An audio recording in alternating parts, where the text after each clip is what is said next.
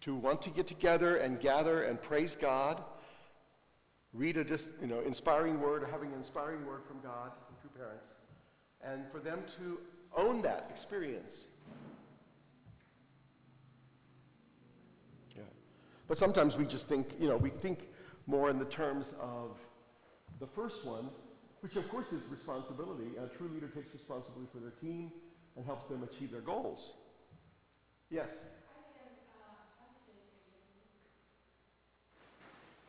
If anybody needs some Japanese, Fusai saying she can translate.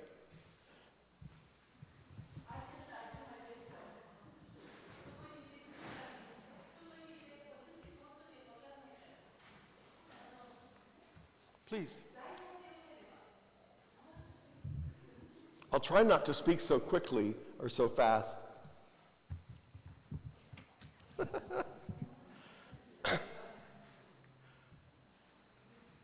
So, the reason responsibility has been on my mind lately is,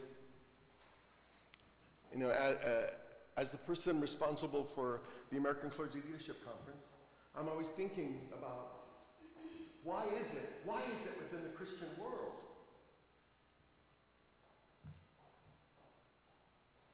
why is responsibility kind of so bad here, and Jesus is here, Jesus, but what is my personal responsibility is kind of hidden behind Jesus.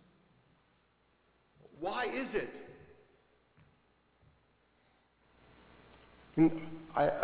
As a young person, it just freaked me out, because my parents were responsibility freaks. When I say that, I mean my parents were like really on it. Both of them were extremely responsible people. And they raised me and my other 4 siblings to be really responsible people. And they were raised by really responsible people. Both sets of my grandparents were so responsible. And another thing in my household was that in my grandparents' house, I didn't hear my grandparents griping a lot and complaining a lot about their situation. Just the other day, I was driving with Esther. I was taking her home, and wasn't it then when I was taking you home? Or I was driving her back home, and I was talking to her about the course of my grandparents. And while I was talking to her about it, boy, it just overcame me. You ever had that moment where you're talking about something that's it's emotional, but you've like never gone there that deep before? And it just started washing over me, and I started weeping while I was driving.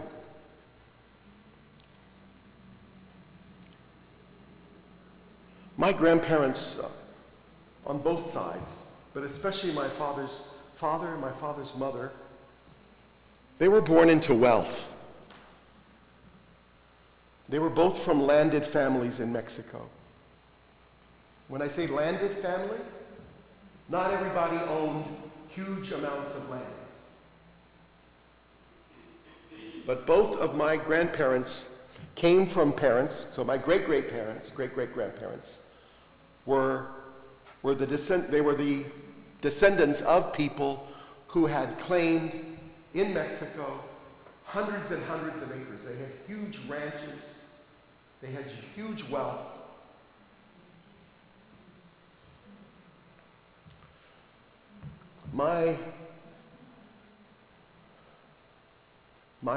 Both families they didn't know each other. My father's father's last name is Hernandez. My grandmother's last name is Obregón. And they didn't know each other in Mexico. They didn't probably not come near each other in Mexico, but it's odd because actually they were related to each other. They didn't know that they were related to each other. And they both made a decision, both families made a decision when Mexico was being rocked by a civil war. I just saw a figure the other day on the U.S. Civil War. In the U.S. Civil War, more than 650,000 Americans lost their lives in the U.S. Civil War. The Mexican Civil War is like twice that.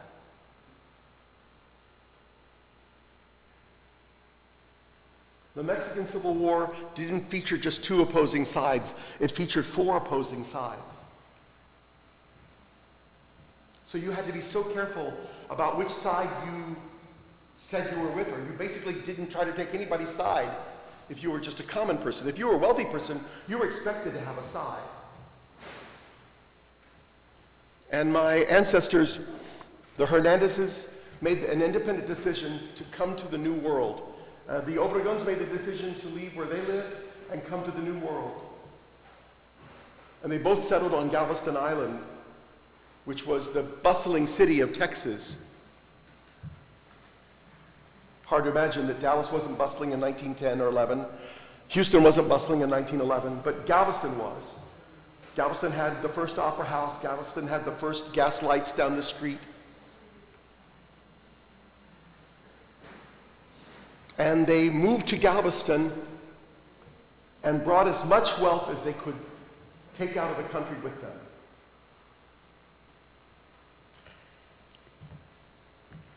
My grandmother came here when she was 11 years old. And I've been told from my father, he heard the stories, that when my grandmother, wanted to change, it was just like this, and the servants would come, take off her clothes, put on clothes, and she had servants for that. She had a nanny for personal care. She had tutors coming to the house to teach her the correct Spanish.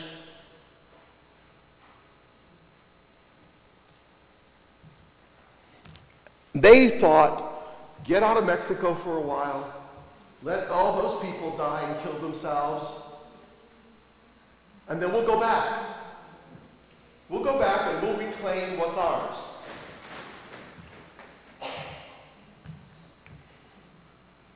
But God had another plan. The war went on. The American Civil War lasts for about 4 or 5 years. The Mexican Civil War dragged on for 10 years.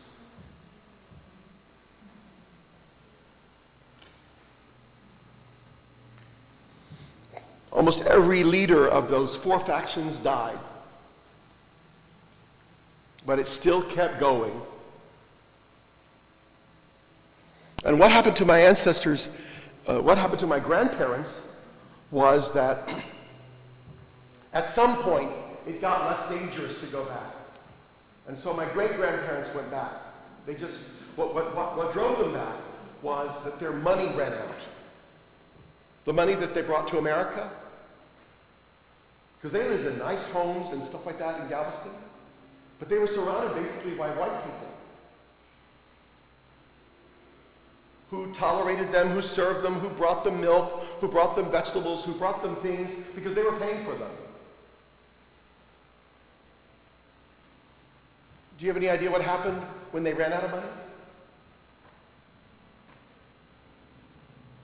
They didn't see it coming.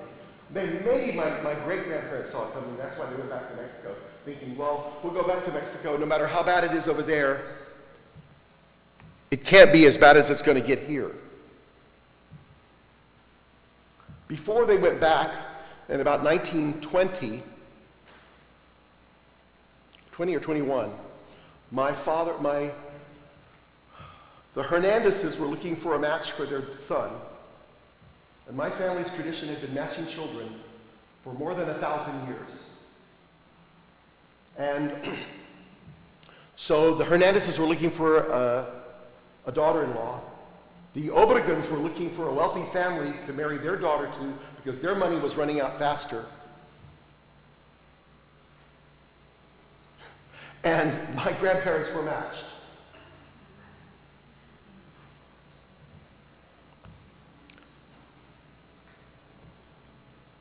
My grandmother was so immature On her wedding night, the story goes, she had to be coaxed. Her parents came over to the house and said, "You've got to sleep with your husband. This is your wedding night."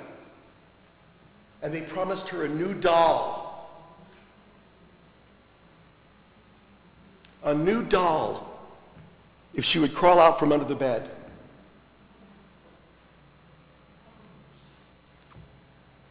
Sounds humorous. My grandfather must have been an amazingly patient man. They don't conceive my father for about another year and a half. My father was born in July of 22. And he's the first of 13 children. While he's born, they still have a little money. So my father is tutored in Castilian Spanish. He's born in a white hospital in Galveston, John Seeley Hospital. It still remains. It's basically the University of Texas Medical Center's branch in Galveston Island. He's probably one of the first Latino babies born in John Seeley Hospital because they could afford it. But by the time he's 6 or 7, they run out of money completely. And they go to Houston, and my grandfather has to become a common laborer. Well, they had common laborers on their rancheros, on their ranches. Now their position is going to be totally reversed. And now my grandparents are at the total bottom of the pecking order. You know what a pecking order is? It's how birds peck after the food. The big rooster gets the first peck. He can make the other, chickens and roosters go away. Pecking order is decided by strength, veracity, not veracity, but your willingness to fight for that food. So, what I got all teared up about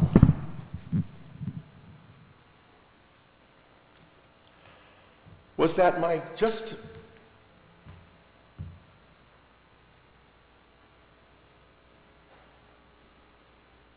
in Houston, of the 13 children that my grandmother bore, I think 10 of them are born in Houston.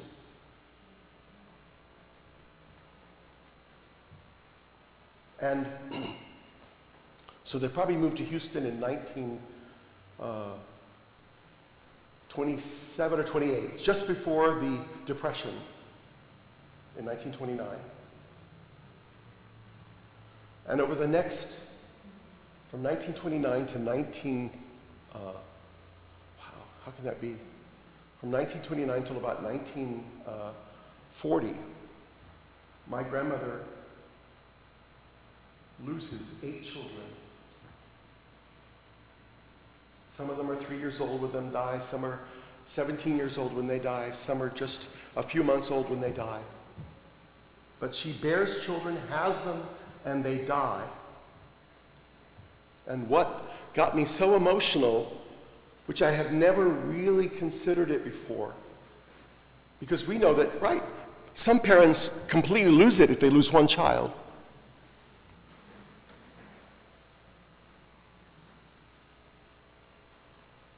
Right? Some lose it if they lose 2 children or 3 children, but my grandmother lost 8 children. And here comes the humiliating part. Because they were so poor, there was no welfare in those days. There were no welfare hospitals in those days.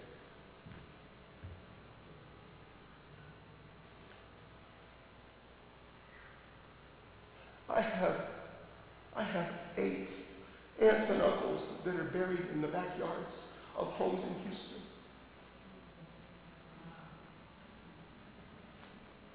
Eight of them buried there. There's no cross. There's no stone.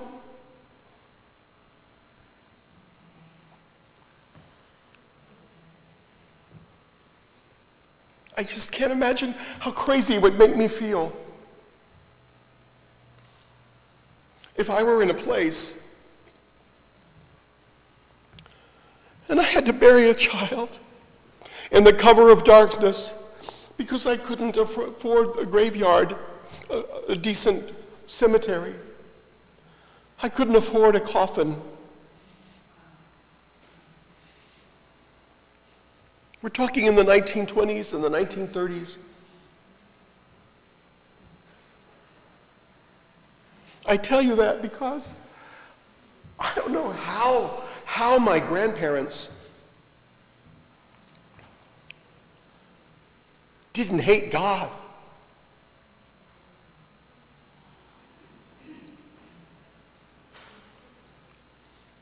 I don't know how they didn't hate white people.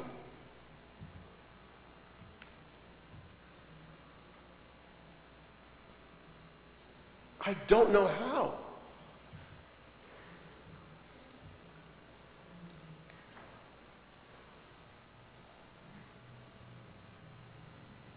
I think maybe stemming from my grandmother's Jewish roots. But my grandmother was a practicing Catholic. But on Friday night, she would gather the children and she would light a Sabbath candle. And she would gather the children, hold their hands, and she would pray around. That's what she'd been taught to do. Sometimes in Mexico, they called them cryptic Jews or hidden Jews, people that were raised in the Jewish tradition, but not going to synagogues, not belonging to a synagogue. Because at the time of the settlement of the New World, at that time, the Catholic Church, the King and Queen of Spain, especially Isabel, she was a Catholic fanatic. And she, under her rule, she started the Inquisition, which was a very cruel judgment of people who were Jewish or Muslim, but especially Jews, because they had the most of the wealth and the money and the shops. And basically, you were killed or you were exiled if you didn't convert. Anyway, my grandmother would, she had God to lean on. But that day when I was thinking about how ashamed I would be if I buried one child unmarked,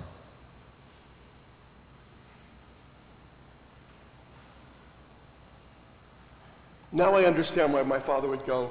He would drive us around the neighborhood when I was a boy. And he'd say, see that house? Yeah, house. I have a brother behind there. I have a sister behind there. But I couldn't understand. It still didn't hit me. And why it took me until I'm 60-something years old to just weep and weep and weep and understand how humiliating it would be for me.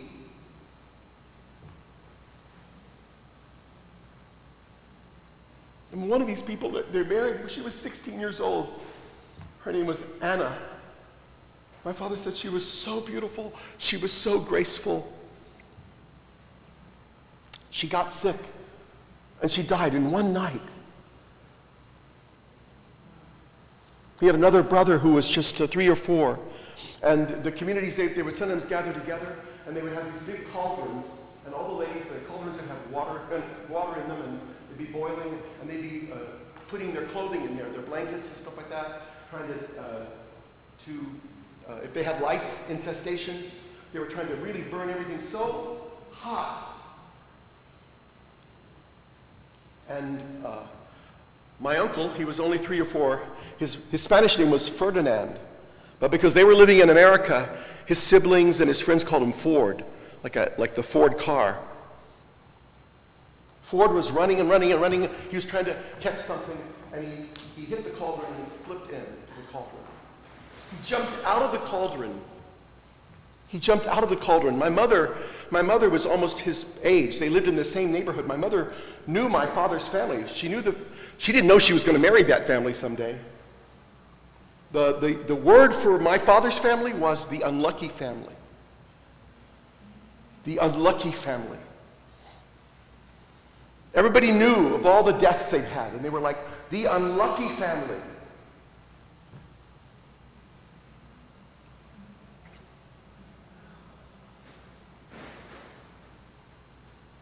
And my mother still remembers him pulling his skin off all his big swelling. Of course, it got infected, and he died. They had no place to take him. They tried natural things. You know, why is Reverend Hernandez talking about this? Because I'm just so amazed.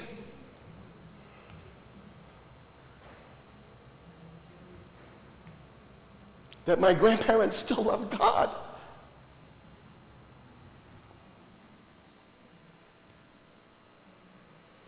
And I came to believe, sometimes we look at indemnity and we look at responsibility, and we talk about, Father talks about how in your lifetime, in your horizontal lifetime, you can do something that's vertical.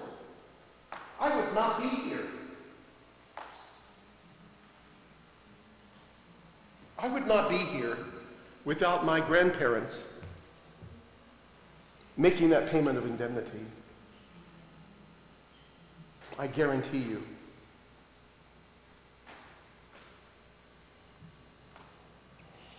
You might wonder, well, what does this have to do with the responsibility? Well, because responsibility is ours to take, whether the conditions are good or they're bad. We can't just take responsibility when it's a great thing. Sometimes the people look at you and go like, how is that person so blessed? But we don't know what's behind them. We don't know what's behind that person.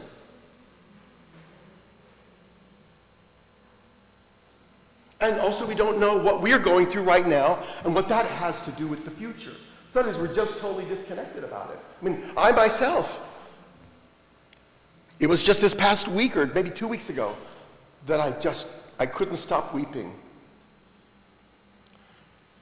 And I thought, I wonder if there's any way to go back to Houston, if there's any way. They buried their children illegally.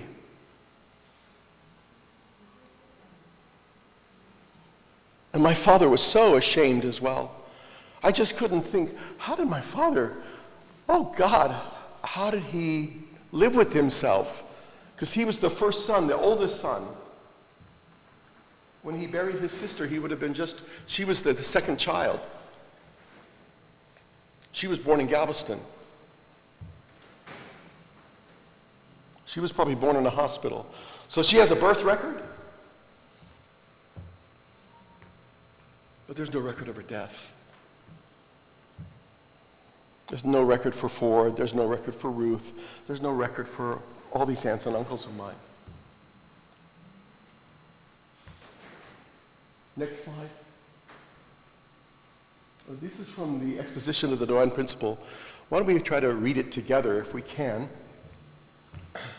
All things reach perfection after passing through the growing period, the realm of indirect dominion, by virtue of the autonomy and governance given by God's principle. That's for all the created things, right? Human beings, however, are created in such a way that their growth requires the fulfillment of their own portion of responsibility, in addition to the guidance provided by the principles. They must exercise this responsibility in order to pass successfully through the growing period and reach perfection. But I note the word, I didn't note it with an underline it, but they must exercise, right? We think of exercise, this kind of exercise, but actually it does require us to exercise. It requires effort, and probably not just effort every now and then. You get the most out of your exercise when you do it on a consistent basis. They must exercise this responsibility in order to pass successfully through the growing period and reach perfection. We can deduce from God's commandment to Adam and Eve, there's a twinny there, there's a Bible verse there, that the first human ancestors were responsible to believe in the Word of God and not eat of the fruit. Whether or not they disobeyed God and fell depended not on God, but on themselves. Hence, whether or not human beings attain perfection does not depend only on God's power of creation. It also requires the fulfillment of human responsibility. The next slide just actually continues that. But let's read. Oh no, let's go to the next one. In the predestination, I was surprised to find Father talking about this in predestination.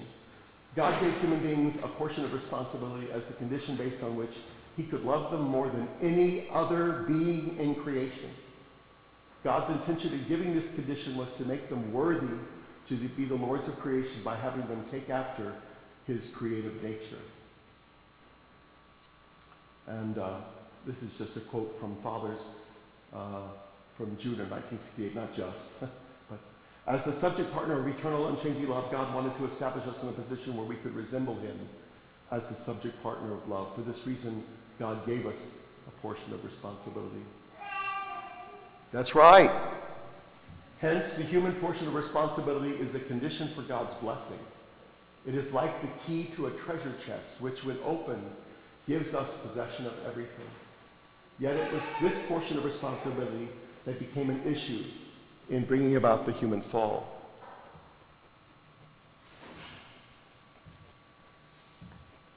When I the night that I stayed up and I determined to give my life to God and to true parents, actually it preceded that. It was in the moment that I was having my rebirth experience in the prayer room. I had an image. I was asking God, how could this be? How could you find a 19-year-old like nothing and bring me here and show yourself to me so vividly, so so substantially that I will never be able to deny you? How could you do it? What did I?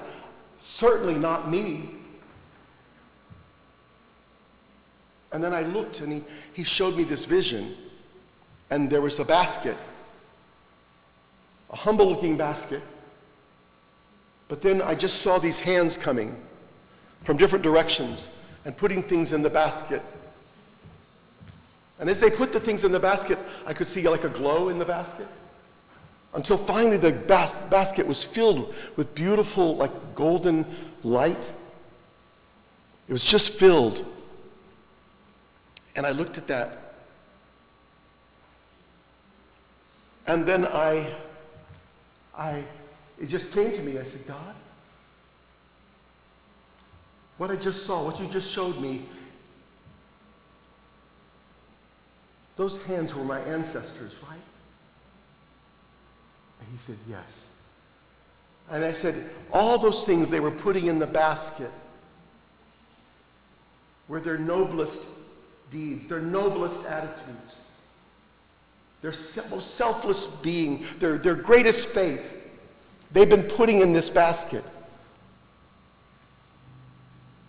And then I realized my salvation, besides being God's grace, the fact that I could meet the true parents on this earth came because of them. I went through a whole new round of crying and crying because I realized that my being here at the young age of 19, not being 30 or something, whatever, and not going a roundabout course, but being able to go directly to, was paid for. But what hit me was, if I should ever let go, then all of that precious nobility, all of that precious responsibility that they took to stand in faith, to give of themselves, if I ever let go,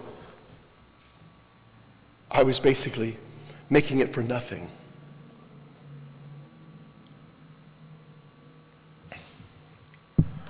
Next slide. I really like this quote from Confucius.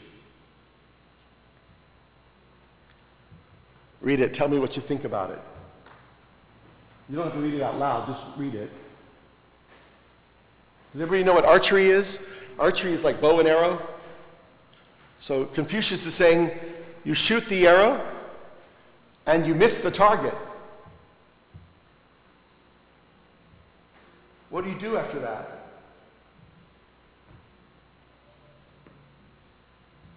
Right? You didn't hit him. You didn't hit his arm. Right?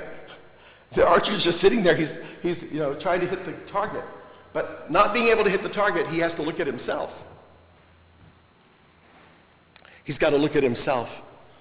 True parents have actually trained us in this way.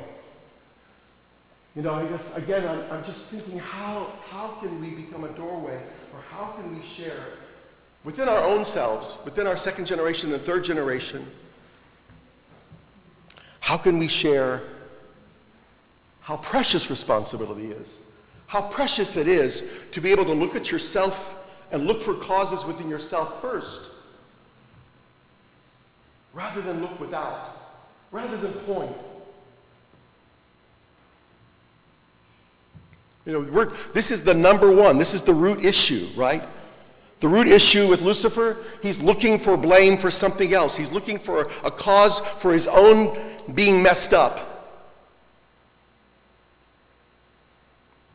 And then he passes that disease onto human beings. And human beings, despite Jesus coming, they let Jesus be the one who takes full responsibility.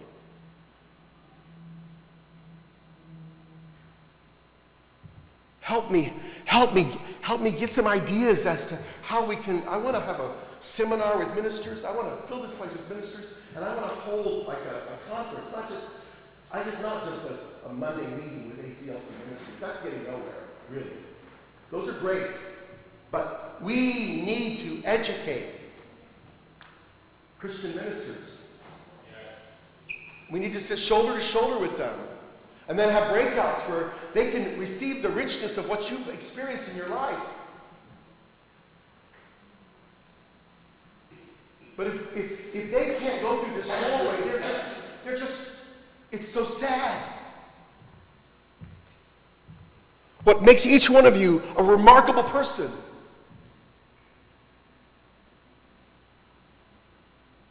is that you don't strive to just point first. But our society, think about it, our news, everything around us is pointing, almost like nobody is living up to themselves. Successful people, they raise their hand, they take responsibility.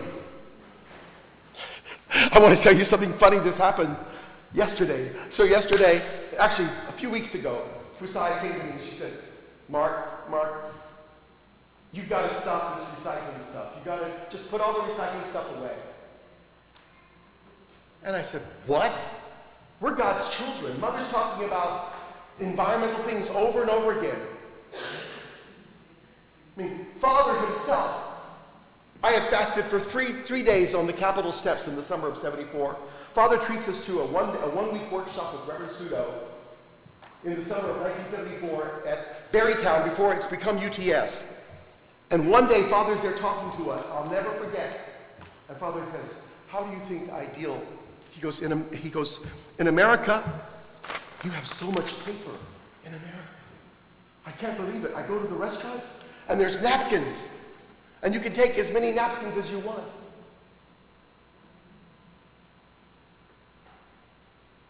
And he was trying to talk to us about not wasting. And he said, you know how I wipe my behind? I measure 3 pieces of paper, and I fold them. And I wipe once, I fold it again, I wipe a second time, I fold it another time, and I wipe the third time. When I heard him say that, I was like, wow, this guy is the Messiah. He's not just talking about saving the world. It sounds like something so small, right? How you use toilet paper. Okay. There, one wipe, and there's throw it in the toilet. No. Father was describing it. I was like, wow, this man blows my mind. He's talking about how he wipes his butt. Oh my God, I love this man. But what was Father trying to tell us? The creation is precious. It starts with you. Next slide. Is that the last one? I was in a hurry, actually. I got to this one and I realized, oh my God, it's 10:30. So that's the end of the slide. But there was another great slide I wanted to show you. It said, responsibility starts with me, just like peace, right? Responsibility starts with me. So the funny thing is that, so yesterday, I've been thinking about what she said, stop the recycling, stop the recycling.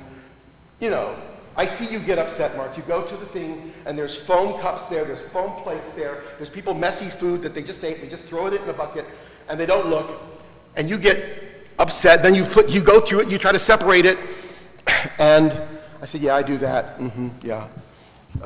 And then she said, let's just stop it because it's taking too much time away from you. You've got other things to do. And I said, well, yes, I do have other things to do, but if we, as unificationists, if we can't recycle, who can? Who can? It just takes a little extra effort. I was so surprised with my wife when she started showing me her spirit to recycle. She comes from Japan, and there they have a separate bin for this, and a separate bin for this, and a separate bin for this, and a separate bin for this. And at first I thought, oh, what a bother. But actually, it's not. So I was so proud of myself. Yesterday I thought, okay, I haven't been clear in the past. I'll be clear. I'll make a new sign. I'll make a new sign that says, instead of saying styrofoam, maybe people don't know what styrofoam is. What is styrofoam? I don't know what styrofoam is. But, okay, no foam cups. No foam plates. So I made the new sign. I went and put it on the wall. I went and put it on the garbage can. And I walked away. I had to do something in my office. And I came back by the wall of the garbage can where this was posted.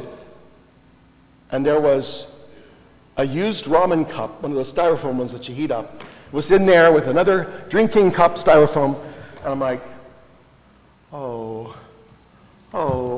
Mark, you silly guy. You silly guy. You've made a sign. You just changed a little bit. You think it's going to be recycle here, paper, plastic, blah, blah, blah. But at the same time, I tell you, I'm not going to stop. It's just a simple little thing. I'm not going to stop. But there's bigger things than that. We have bigger things before us. I'm going to conclude pretty soon. But Father actually said, one of the highest points that we as unificationists can do is, besides just taking responsibility for what we do, that we also take responsibility for what we don't do. One time I was in Champyong, I've gone to Champyong for a 40-day, 50-day, 40-day. And I have really phenomenal experiences when I go there. One time I went there and I had excruciating pain in my jaw for like a whole week. And I was worried that I might have some kind of big infection in my tooth. And they always warn you if you go up into 35,000 feet, that if you go through high intense pressure, air pressure, you can spread an infection through that pressure in your mouth. So I wanted to make sure I had dealt with my infection before I went. I went to 3 different dentists, and they each said, no, you don't have an infection. But the pain was so crazy, I couldn't, it was just nuts. It was so incredible. And then I thought, well, maybe it's something mandibular. Mandibular means this is our mandible. Our mandible is this part of our jaw and how it relates to here. Some people have mandibular pain syndrome here. So I thought maybe it's my mandible, but it wasn't that. So I'm so afraid. I get on the plane, I'm flying to Korea. I go to Champyong. It's my second time in Champyong. And I'm in the last part of the Ansu session. When you're doing, Ansu to your, not the last part. There's parts where you do the face, the neck, and I'm doing my face. And oh my heavens, how much pain. It was so painful. I was just going like this, but it was like, bow, bow. It was so intense. And I was like, oh. But actually, after 3 days, it was gone. It was totally gone. I had no pain. I haven't ever had that kind of pain there again. And one of the things that had come to me during that time was, in my first time in Champyong, because my grandmother, my father's mother, she had a really bitter tongue. And my father could also replicate that. My father could really be bitter. And I was always worried that I could be bitter as well. I could hurt people with my tongue. And so while I was there, I understood my face a lot, and I would feel a lot of pain.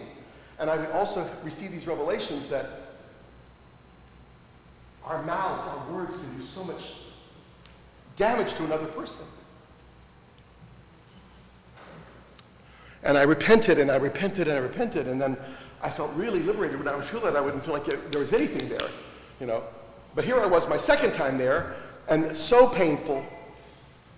And what struck me was, also I have to pay indemnity for words that I did not say. Perhaps there was one of my ancestors had a child that really needed encouragement, or they had a spouse that needed encouragement and love, but they didn't say anything. They could have spoken up, they could have said something, or maybe there was a person who was falsely accused, and they knew that they were falsely accused, but they didn't speak up. And they're not speaking up for the innocent person was tantamount, tantamount means equal to, judging them as having done wrong, even though they were innocent, because I didn't speak up. Anyway, I realized, wow, that there is the sin of not doing something, of inaction, not just the sin of action. And then at the final level that Father gave us responsibility for as Blessed Central families, that we know that Mother is asking us to do, is the responsibility of our ancestors. So for example, when I got matched to Yuri, actually next Sunday, May 12th, I'll be here in Atlanta for my daughter's, Raquel's graduation from Emory University. But on May 12th, I was matched to Yuri. On May 13th, the day of her graduation, May 13th will be the 40th anniversary of the Holy Wine ceremony for many of the 1275 couples that were matched on Mother's Day weekend in 1979. It'll be 40 years since then. And, you know, the preciousness of our responsibility to our ancestors is that we are here because of them, undeniably. Just like I shared in my testimony. I am here undeniably. And what's amazing, I'm here undeniably, not just for the ones far away in the past, but for my grandparents.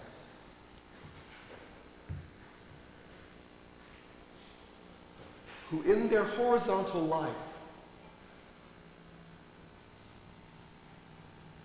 were repeatedly made to feel just like the peons that they had had on their ranches and their farms.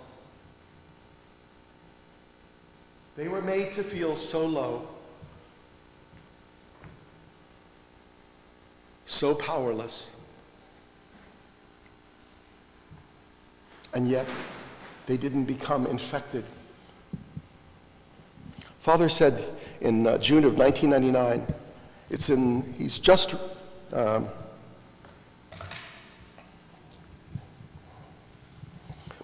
in June of 1999, actually Father sends Champyong for the first time to America. And we start the ability to liberate our ancestors. Father said, regardless of whether a problem stemmed from your father or your grandfather, put them all on your list. Then put your life on the line to save your ancestors, for it is heaven's will that their problems have come to you. With that, get rid of all the blemishes from the past and build a bridge to the new heaven and earth. June 15th, 1999. And this is from 1978. However, when you overcome all difficulties and become a victor, it polishes a glorious path for your descendants to follow, because you, their ancestor, once walked it. So,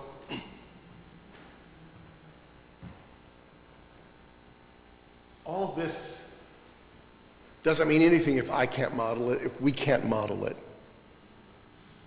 right? If we can't model it to the ministers that we want to reach out to and educate, if we can't model it to our second and third generations, if we can't model it to the people around us, the people that you work with, that are astonished by the responsibility you take. I'm not saying you do all their work for them. No, I'm not saying that. But how you carry out your responsibility. And also how we carry out our responsibility here.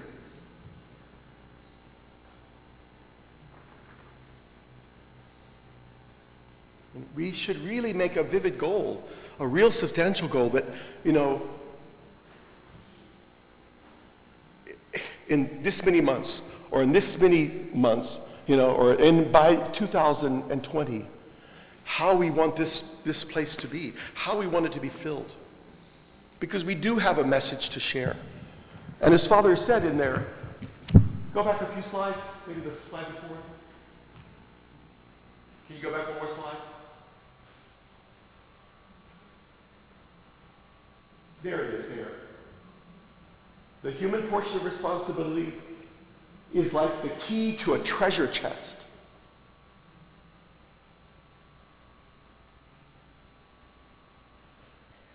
Every responsibility you ever have taken or will undertake, if you undertake it with the right heart, giving it up to God, nothing will diminish it.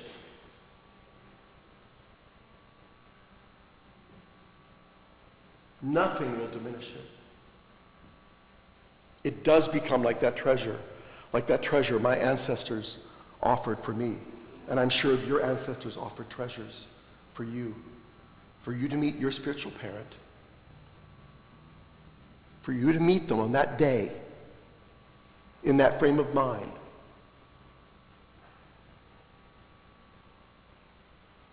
They took responsibility, and they created a treasure, and we also have the ability to create a treasure. Thank you, brothers and sisters. Thank you. I'll offer prayer. Our loving Heavenly Parent and our precious true parents, thank you so much. There may be just a few of us here, but we are mighty.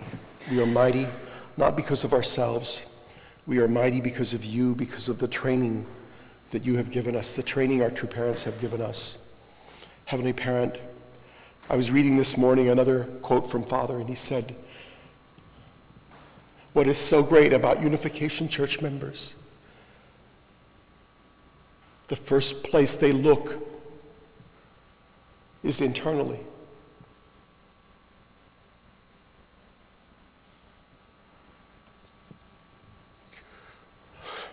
Those are the words of our Father, knowing how well he had taught us.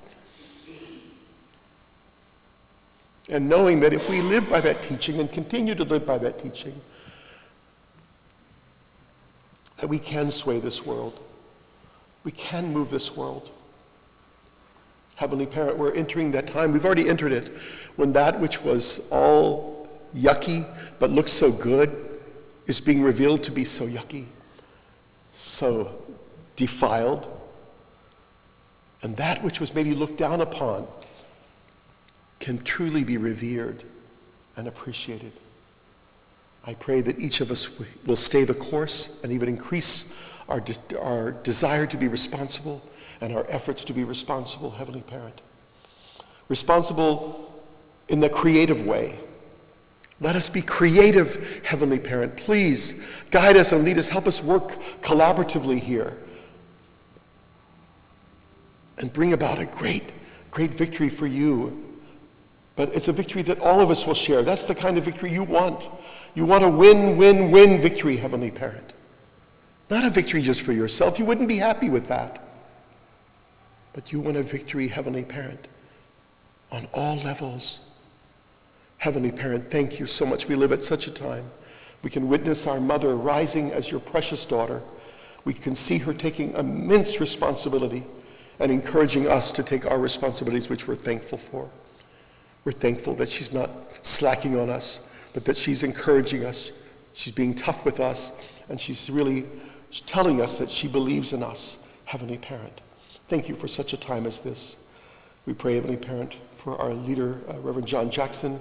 as he is pouring out all of his effort there in Las Vegas in preparations for June 22nd. We know that our lives are not just for June 22nd, but our lives go on for Foundation Day 2020, and our lives go on beyond that, Heavenly Parent. We thank you for that. We are so grateful, Heavenly Parent, to be a part of you and a part of our true parents and a part of a tradition of being people who aren't afraid of responsibility. I pray that we can encourage each other, and I offer this prayer in all of our blessed family names and in the name of Mark and Yuri Hernandez of a Blessed Central Family. Adieu.